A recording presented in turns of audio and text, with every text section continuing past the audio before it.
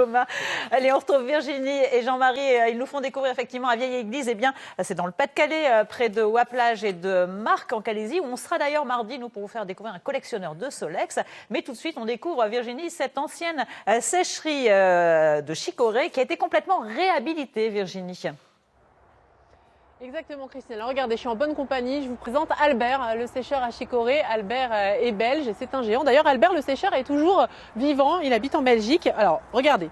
Ça, c'est une racine de chicorée fraîche qui vient d'être cueillie. Ça, c'est de la chicorée séchée. Alors, comment on passe de l'un à l'autre? Eh bien, en passant par ce bâtiment, et on va découvrir comment ça fonctionnait grâce à vous. Michel, bonjour. Oui, bonjour. Alors, avant d'entrer dans le bâtiment, expliquez-nous déjà pourquoi vous êtes vêtu de la sorte.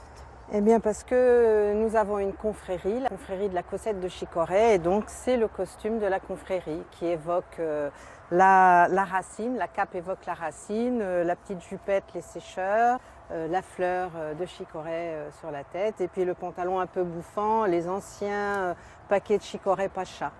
Voilà. Alors là, vous avez une maquette. Nous, on a fait quelques images de la façade pour bien se rendre compte à quel point elle a été rénovée. Oui. Quand on voit les briques jaunes, tout ça, c'était comme ça à l'époque? C'était comme ça à l'époque, oui. Et la sécherie est en 4 parties.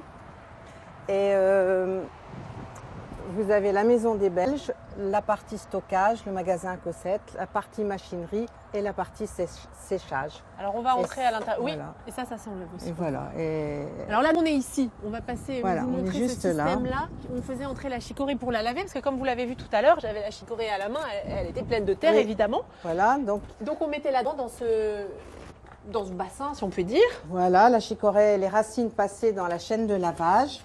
Et une fois arrivé au bout de la chaîne de lavage. Au cou, parce que c'est un peu dangereux le passage ici. Oui, on va se cogner. C'est un bâtiment agricole tel qu'il était dans son jus. Oui, donc voilà. Et donc à la fin de la chaîne de lavage, les racines montaient dans la vis sans fin, tombaient ici dans le coupe-racine et étaient coupées en grosses lamelles.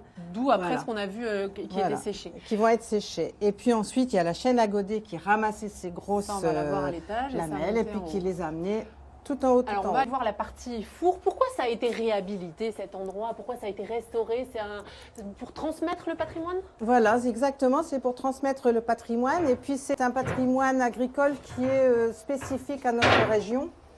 Et c'était important de préserver ce patrimoine. Et ce bâtiment qui a été restauré, eh bien, il est unique en France. C'est la seule sécherie qu'on pourra... sécherie de France. Voilà, alors, on a quelques images de ces fours, des détails. Notamment, on va voir que sur les briques, on va voir ça tout en montant, que sur les briques, il y a des inscriptions. C'est les sécheurs qui notaient des choses voilà, exactement. sur les murs. Parce qu'il y a combien de sécheurs? On estime qu'il y a combien de sécheurs qui sont passés ici? Oh, il y en a eu quelques-uns quand même, parce que ça a commencé en 1920 et la sécherie a fonctionné dans les années 70. C'est arrêté dans les années 70. Alors on va arriver ici à la chaîne à godet. Je retrouve... bon, on va la montrer juste après. Je vais d'abord parler à Maurice. Bonjour Maurice, vous étiez sécheur dans le sens où vous aviez votre propre sécherie. Le séchoir, oui, c'était avec le père qui avait ça. Moi, je n'ai pas séché, c'était mon père. Hein. Vous étiez agriculteur? Agriculteur, et oui. Et moi, mon père, il a dû arrêter le séchoir en 66.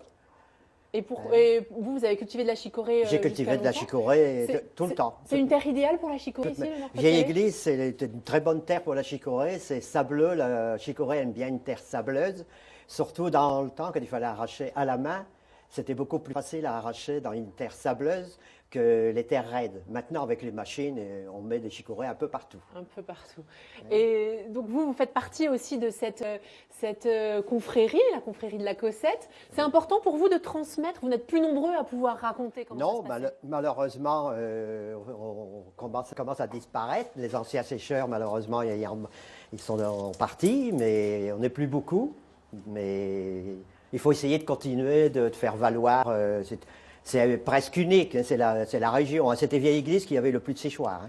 Merci beaucoup Maurice pour cette transmission. Regardez, je vais entrer ici. On travaille toujours baissé là, hein. Tout est bas ici, tout est bas de plafond. Voilà, je suis entre la grille du haut, la grille du bas. Les fours sont juste en dessous de moi. Et en fait, on vous expliquera tout à l'heure comment on faisait tomber la chicorée de haut en bas pour la faire sécher des heures et des heures sur ces grilles pour obtenir ce qu'on vous a montré, cette chicorée séchée. Et on vous donnera une petite recette à base de chicorée liquide. À tout à l'heure.